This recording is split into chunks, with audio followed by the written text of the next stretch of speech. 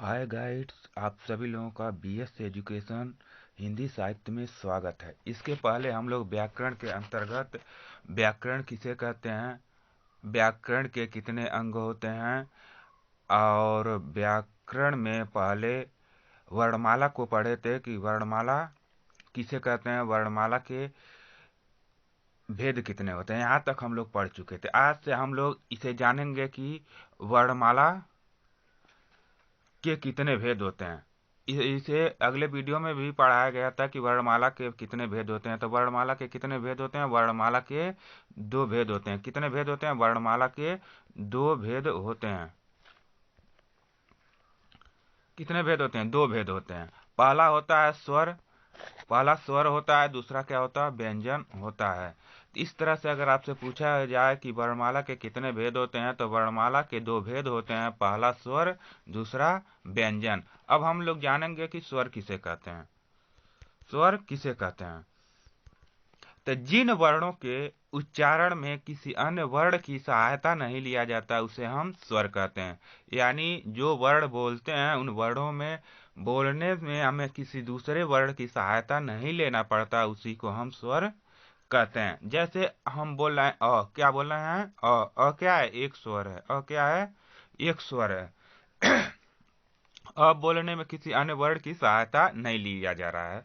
आ बोल रहे हैं तो आ बोलने में किसी दूसरे वर्ण की सहायता नहीं लिया जा रहा। इस तरह से ऐसे वर्णों को जिनके उच्चारण में या बोलते समय किसी दूसरे वर्ण की सहायता नहीं लेना पड़ता उसे हम स्वर कहते हैं। यह आपको ध्यान में रखना है। चलिए अब देखेंगे कि व्यंजन किसे कहते हैं।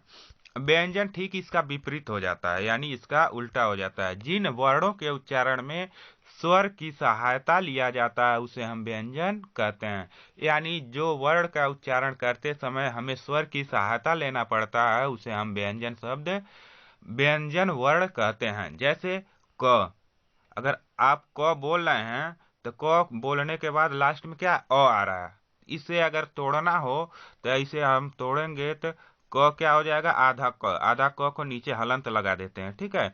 उसके बाद धन, उसके बाद क्या आ रहा है? अ आ रहा है। बोलिए क बोल कर देखिए, लास्ट में अ आएगा। इस तरह से क में क्या है? क है और अ है। अ क्या है? एक स्वर है। क क्या है? व्यंजन है। जब दोनों को मिलाकर बोलते हैं तो ऐसे वर्णों को हम व्यंजन कहते हैं, जिसमें क्या है? स्वर की सहायता लेना पड़ता है। अगर इसी तरह से ख बोलेंगे, ख में भी क्या है? अ छुपा हुआ है। प बोलेंगे तो प में भी अ छुपा हुआ है। अगर इसे ही हम का बोलते हैं, ठीक है, अगर का बोलते हैं तो का में क्या हो जाएगा? क हो जाएगा और आ की मात्रा हो जाएगा। इस तरह से इसमें का में क्या है? आ छुपा हुआ है। क में क्या है? अ छुपा हुआ है। की में अगर इसी को देखिए खी बना दिया जाए, क्या खी बना दिया जाए तो इसमें क्या है? छोटी ई छुपा हुआ है। इसमें क्या है? छोटी ई छुपा हुआ है। इस तरह से हर एक व्यंजन, कोई भी व्यंजन बोलेंगे तो उस व्यंजन में स्वर की सहायता लेनी पड़ता है। इसीलिए इस व्यंजन हम किसे कहते हैं? जिन वर्णों के उच्चारण में स्वर की सहायता लेना पड़ता है उसे हम व्यंजन कहते हैं। और उसका विपरीत, जिन वर्णों में स्वर, किसी वर्ण की सहायता नहीं लेना पड़ता उसे हम स्वर कहते हैं। तो यह स्वर और व्यंजन में आपको ध्यान रखना है, इसमें कंफ्यूज नहीं होना है। अब इसके बाद हम लोग जानेंगे कि स्वर कितने प्रकार के होते हैं, ठीक है। स्वर को भी कई प्रकार से बांटा गया है, जिसे कल भी बताया गया था। तो स्वर को 6 भागों में बांटा गया। कितने भागों में? 6 भागों में बांटा गया है। पहला क्या होता है? मात्रा के आधार पर। दूसरा क्या होता है? उष्टाकृत के आधार पर। तीसरा होता है जीभ की क्रियाशीलता के आधार पर। चौथा होता है तालु की स्थिति के आधार पर।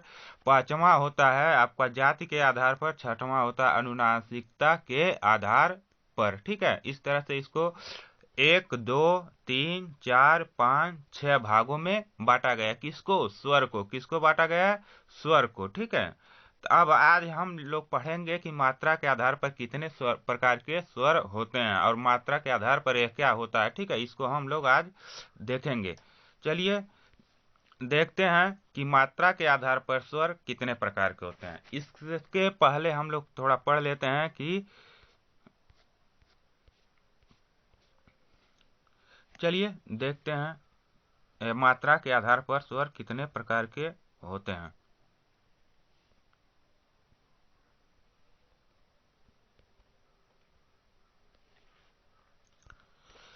मात्रा के आधार पर, यानी मात्रा क्या होता है, जैसे आप लोग अगर गेहूं की मात्रा पूछते हैं, गेहूं कितने मात्रा में है, तो गेहूं जैसे 1 किलो, 2 किलो, 3 किलो, 4 किलो आप बताते हैं ना, 1 किलो है, 2 किलो है, 3 किलो है, उसी प्रकार से यहाँ स्वर को बोलने में कितना समय लग रहा है, ठीक है, उसमें कितना वजन है, उसी के आधार पर हम मात्रा के आधार पर स्वर को बांटा गया है।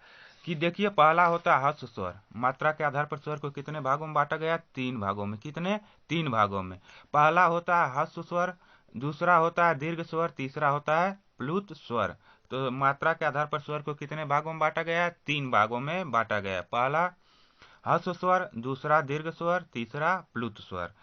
हस्व स्वर किसने कहते हैं? जैसे हस्व स्वर को बोलने में हमें कम समय लगता है, जिस स्वर को बोलने में हमें कम समय लगता है उसे हम हस्व स्वर कहते हैं। और दूसरा दीर्घ स्वर क्या होता है? जिन वर्णों के या जिन स्वरों के बोलने में हमें अधिक समय लगता है उसे दीर्घ स्वर कहते हैं। यानी हस्व स्वर में थोड़ा कम समय लगेगा और दीर्घ स्वर में उससे ज्यादा समय लगेगा। और प्लुत स्वर इसे कहते हैं जिन स्वरों के उच्चारण में हस्व एवं दीर्घ स्वरों से अधिक समय लगता है उसे हम प्लुत स्वर कहते हैं। यानी प्लुत स्वर बोलने में हस्व और दीर्घ दोनों से भी अधिक समय लगता है, ऐसे स्वर को हम प्लुत स्वर कहते हैं। जैसे हस्व स्वर का अन्य नाम है, हस्व स्वर का अन्य नाम मूल स्वर भी है। इसे क्या कहते हैं? मूल स्वर भी कहते हैं। और इसका दूसरा नाम, एक तीसरा नाम है जिसे हम क्या कहते हैं? लघु स्वर भी कहते हैं। ठीक है, इसको क्या कहते हैं? लघु स्वर भी कहते हैं। तो ये अगर आपसे परीक्षा में मूल स्वर पूछा जाए तब भी आपको क्या बताना? हस्व स्वर को ही कहते हैं। और लघु स्वर किसे कहते हैं? हस्व स्वर को ही कहते हैं। जैसे आपका नाम, मान लीजिए घर का नाम मंटू है, स्कूल का नाम सोहान है, और आपके फ्रेंड आपको विवेक नाम से पुकारते हैं, इसलिए आप तो अकेले हैं, लेकिन आपके कितने नाम हो गए? 3 नाम हो गए। इसी तरह से यहाँ हस्व स्वर अकेला है, इसका नाम कितना है? 3 है। पहला हस्व स्वर, दूसरा मूल स्वर, तीसरा लघु स्वर। इसमें आपको कंफ्यूज नहीं होना, तीनों का परिभाषा एक ही रहेगा कि जिन स्वरों के उच्चारण में कम समय लगता है उसे हम हस्व स्वर, मूल स्वर या लघु स्वर कहते हैं। हस्व स्वर कितने होते हैं? तो हस्व स्वर 4 प्रकार के होते हैं। कितने प्रकार के होते हैं? 4 प्रकार के। पहला अ होता है, दूसरा ई होता है, तीसरा उ होता है, चौथा री होता है। ठीक है, इस तरह से हस्व स्वर कितने होते हैं? 4 होते हैं। अ, ई, उ, री। ठीक है, आप बोल रहे हैं तो उसमें क्या कम समय लग रहा है। ई बोल रहे हैं तो कम समय लग रहा है। उ बोल रहे हैं तो कम समय लग रहा है। री बोल रहे हैं तो कम समय लग रहा है। वहीं अगर आपको आ बोलना हो, क्या बोलना हो? आ बोल कर देखिए, आ में क्या है? अ से अधिक समय लग रहा है। ई, बड़ी ई जब बोलेंगे तो ई में क्या है? अधिक समय लग रहा है। ऊ में अधिक समय लग रहा है। ए, उसके बाद ए, ऐ, ओ, औ में भी क्या है? इन सभी से अधिक समय लग रहा है। इसीलिए ऐसे शब्दों को हम दीर्घ स्वर, ऐसे वर्णों को हम दीर्घ स्वर कहते हैं। तो आप लोग समझ गए होंगे कि हस्व और दीर्घ स्वर में क्या अंतर है। और देखिए प्लुत स्वर क्या होता है। प्लुत स्वर जैसे ओम, क्या लिखा गया? ओम। ओम, ओम अगर आप बोल रहे हैं तो क्या है? इस साधारण ओ से अधिक समय लग रहा है, यानी इन दोनों से अधिक समय लगता है। ऐसे शब्दों को हम प्लुत स्वर कहते हैं। इसमें कितनी मात्रा होती हैं? 3 मात्रा होती हैं। इसमें कितनी मात्रा होती हैं? 3 मात्रा होती हैं।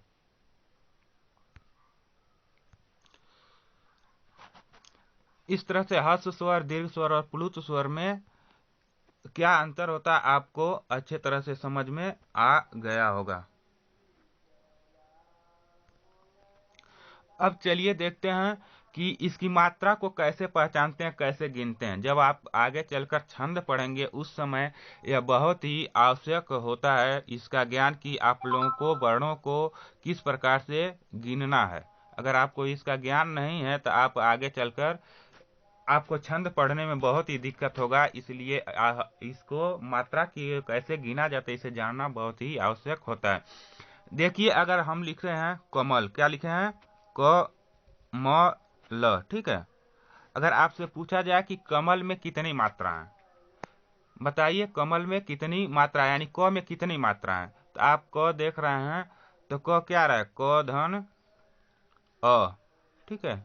तो अ क्या होता है, अ की कितनी मात्रा होती है, अ की एक मात्रा होती है, अ की कितनी मात्रा होती है, एक, और यह एक है, ठीक है। इस तरह से अ में कितने मात्रा होती हैं, एक मात्रा होती है, क्योंकि इसके बोलने में कम समय लगता है। और उस मात्रा को कैसे लिखा जाता है, तो एक मात्रा को ऐसे खड़ी पाई लिख देते हैं, ठीक है। क्या लिखेंगे, खड़ी पाई। अगर दो मात्रा को लिखना है तो उसे हम यस की तरह ऐसे बना देते हैं। इसकी मतलब क्या होता है, दो होता है, और ऐसे खड़ी पाई का मतलब एक मात्रा। और इस तरह से अगर कहीं दिया गया तो इसका मतलब दो मात्रा होता है, ठीक है।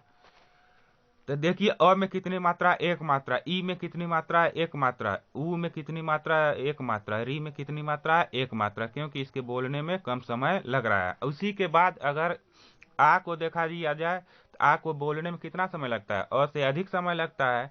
इसलिए आ की कितनी मात्रा होती है, दो। दो मात्रा कैसे लिखते हैं, यस की तरह, इस तरह से बनाते हैं, ठीक है। इसका मतलब क्या होता है, दो मात्रा होता है। और इसी में बड़ी ई का मतलब, इसका मतलब भी दो मात्रा होता है। बड़ा ऊ का मात्रा दो मात्रा होता है, ठीक है। इस तरह से ये सभी का दो मात्रा होता है। तो आप लोग समझ गए होंगे कि मात्रा को कैसे गिनते हैं। देखिए, अगर इसे हम कमाल कर दें, क्या कर दें, कमाल कर दें।